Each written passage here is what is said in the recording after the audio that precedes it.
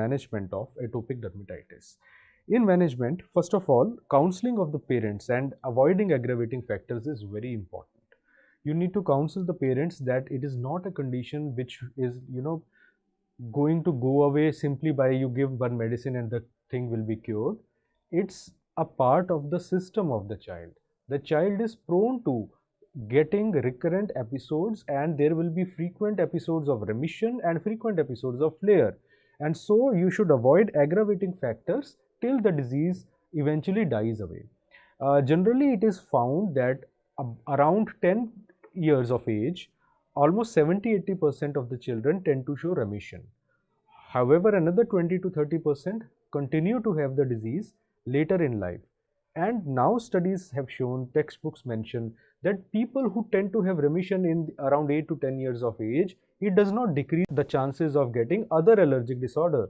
Many of them eventually go on to develop other dermatitis like hypersensitivity to detergents and soaps later on in life. So hand dermatitis or allergic contact dermatitis, they can be seen in the adulthood in some of these individuals. And all this can be very easily controlled, minimized by avoiding the aggravating factors. So counseling of the parents is very important. First of all, you should avoid smoking. You should say to the parents that both act, obviously a child is not going to smoke. Passive smoking itself can sometimes cause flare of the reaction. So in a known atopic dermatitis child, there should be no smoking. This is good for not only the child, but for the parent also.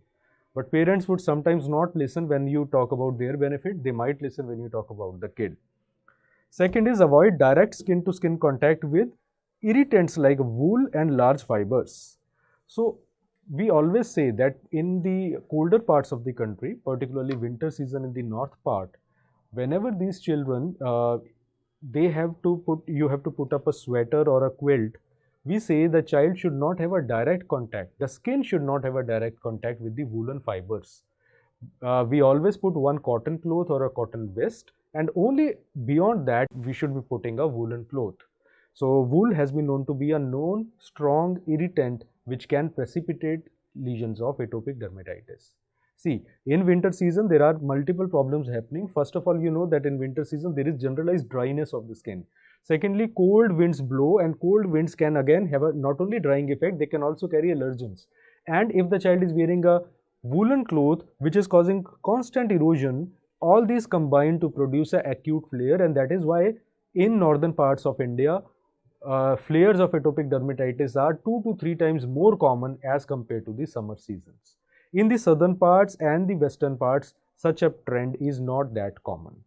Then we have avoid too tight clothing. So skin hugging clothes are not good for anyone. Skin hugging clothes, they look bad if you are an older person or adult, simply because none of us are in the best of the shapes, particularly when we are residents. And even if you are best in the shapes, if you wear too tight a cloth, there is always a risk of the skin not getting enough hydration. It has got nothing to do with appearance.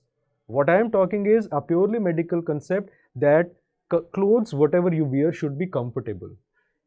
Skin, increasingly it is being seen that it is not just, external covering, it's a complete biological organ, and breakdown of the epithelial barrier plays a very important role in so many other lifestyle diseases, which is now an area of active research.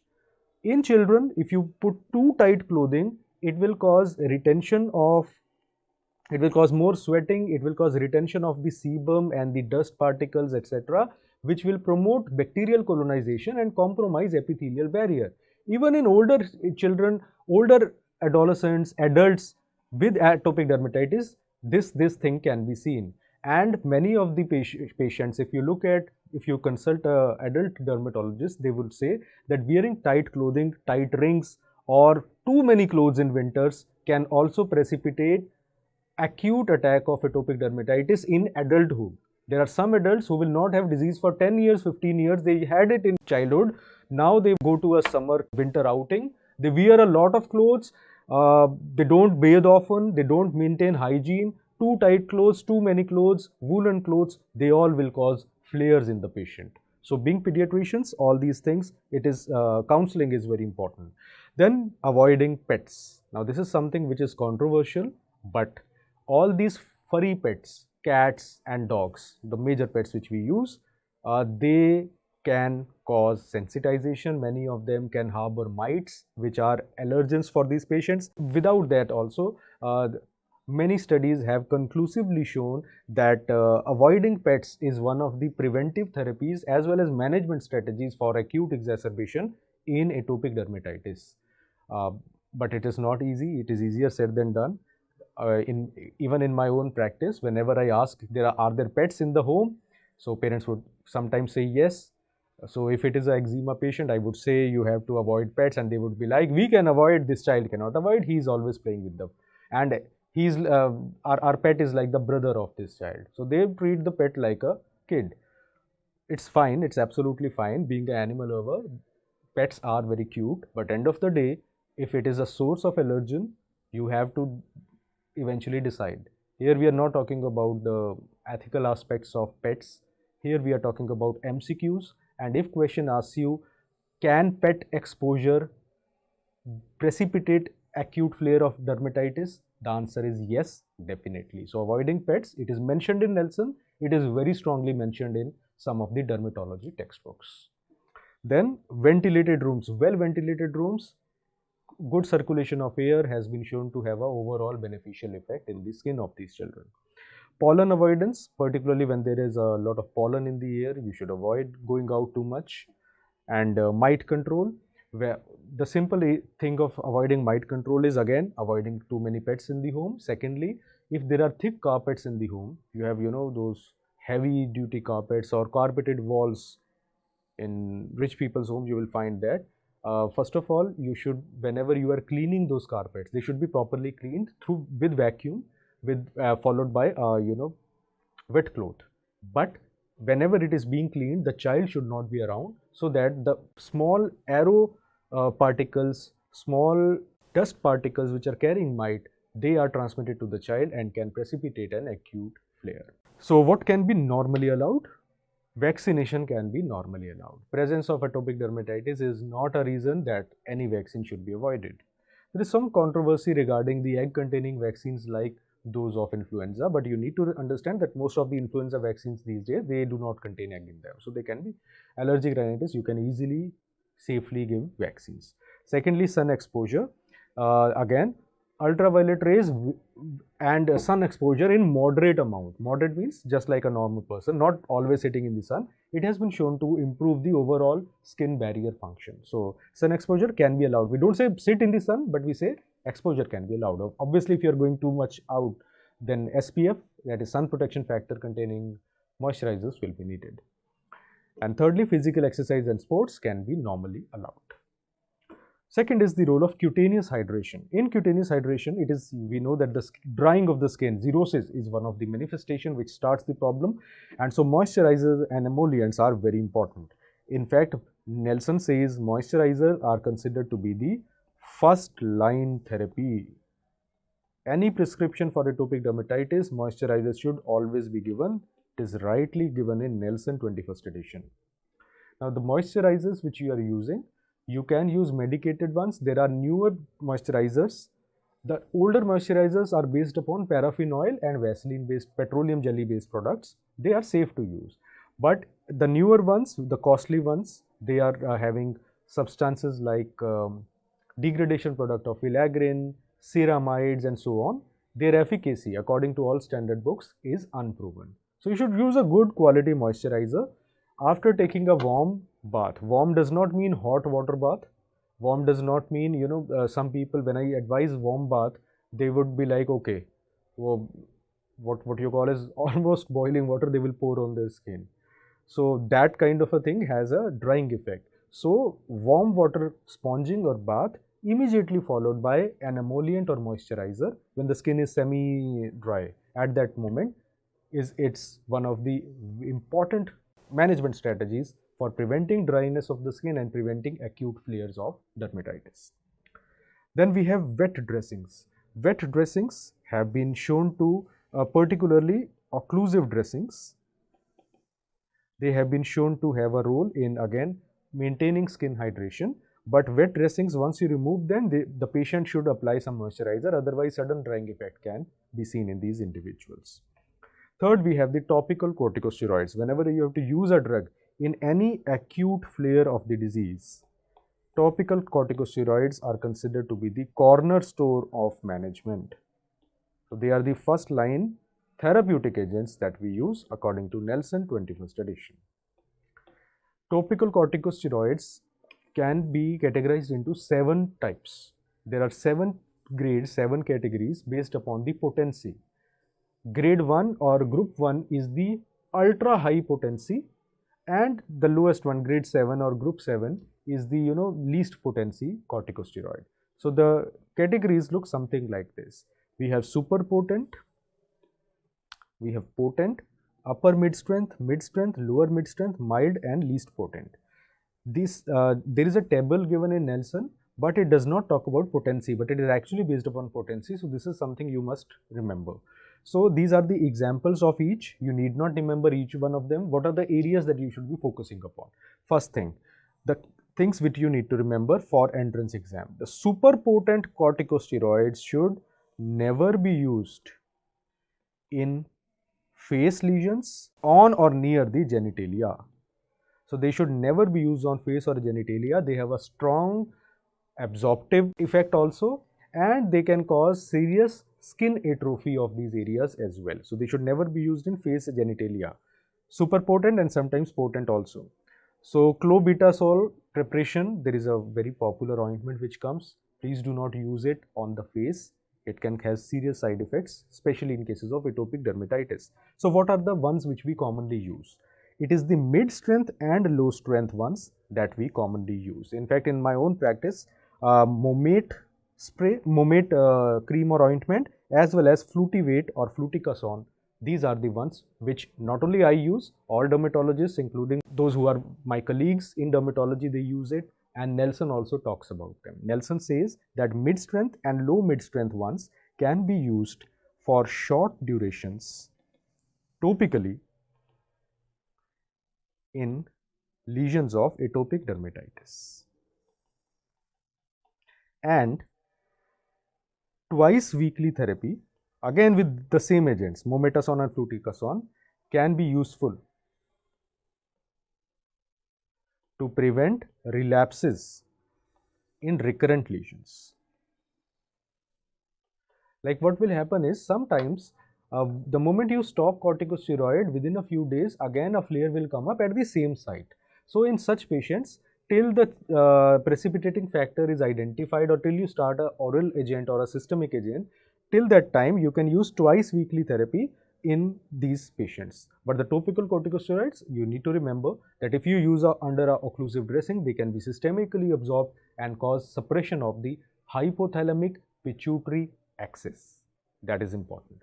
And locally they can cause 2 things: skin atrophy, telangiectasias, right? So if somebody asks you side effects of topical corticosteroid, they can be absorbed into the skin, they can cause adrenocortical suppression, right? They can suppress the that hypothalamo-pituitary adrenal axis, HPA axis can be suppressed. Secondly, locally they can cause thinness of the skin, that is atrophy.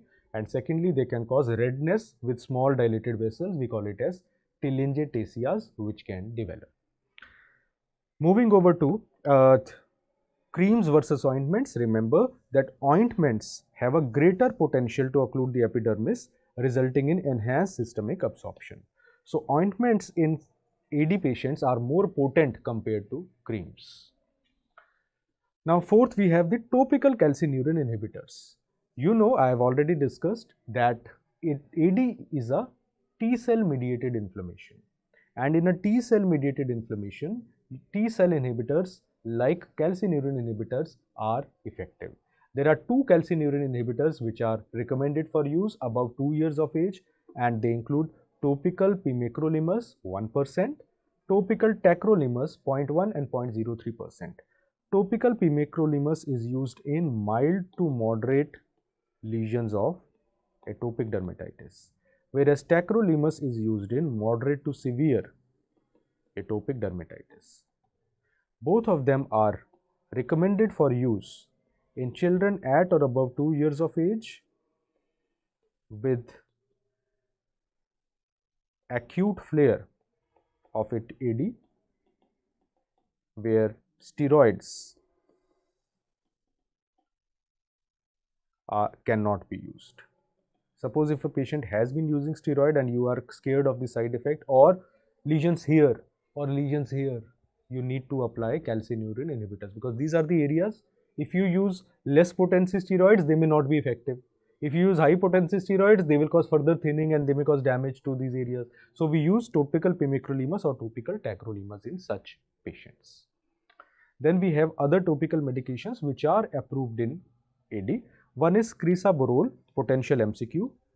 Crisaborole is a topical phosphodiesterase 4 inhibitor, and above 2 years of age it is recommended for use in some of these patients. It is a non-steroidal drug. Then we have coal tar preparations.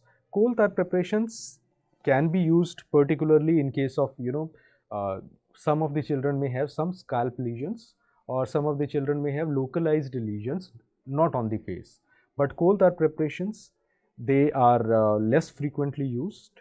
Although they have been used, they are approved for use, but they are less frequently used and they are less effective. But they don't have much side effects other than the usual irritation. So coal tar preparations are less commonly used, they are less effective, and they have some side effects like staining of the skin, and they themselves can cause irritation. Then we have systemic agents. Among systemic agents, oral histamines are very frequently used. Oral histamines are useful in management of pruritus. When you use oral antihistamines, the sedating ones, sedating antihistamines like hydroxyzine or diphenhydramine, they are more effective than non-sedating ones like cetirizine and levocetirizine. So they are more effective. Other than these, there are some of the agents known as, one of them is doxepin. Doxepin has both TCA action, that is tricyclic antidepressant action, along with H1 and H2 blocking action. This has been found to be relatively more effective in the management of itching in these patients. But itching is very tricky, and some of the patients continue to have itching despite using a lot of oral antihistamines. Then systemic corticosteroids. Systemic corticosteroids, although they are very effective, they have a problem of rebound reaction, rebound lesions on stopping them. So they are more useful only when you are using them in bridge therapy for some other new drug you are starting and you just want the flare should be controlled at that moment. So systemic corticosteroids these days, they are not useful in clinical practice.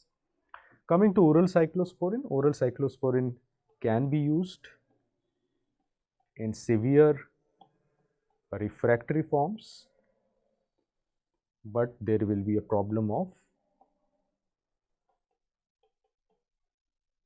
nephrotoxicity and some degree of immunosuppression. Then finally, we have antimetabolites. Antimetabolites which have been used, which have been tried with variable success include methotrexate. Although instead of weekly therapy, higher doses need to be given. You can use azathioprine. Some patients benefit from mycophenolate mofetil, but all of them have a variable response and they are not considered to be the first line therapies in AD. Then we come to other therapies. In other therapies, first we have phototherapy. In phototherapy, the one therapy which we use in case of adults is PUVA therapy. PUVA stands for sensitizing agents like psoralen, followed by giving ultraviolet A. But they are more frequently used in adults, and that too as a add-on therapy rather than children with atopic dermatitis. So we'll not go into the details here. And finally, we have dupilumab. What is dupilumab? Dupilumab is a monoclonal antibody directed against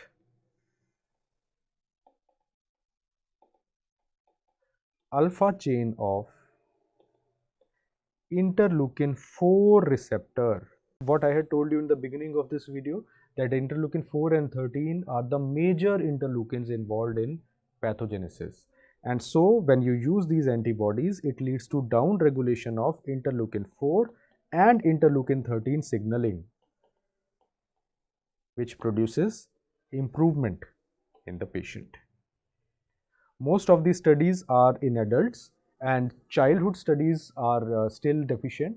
So in subset of patients which are not responding, we can extrapolate those studies, and at least theoretically they can be used. So this is an upcoming therapy in childhood, and so it is a potential MCQ that you must remember.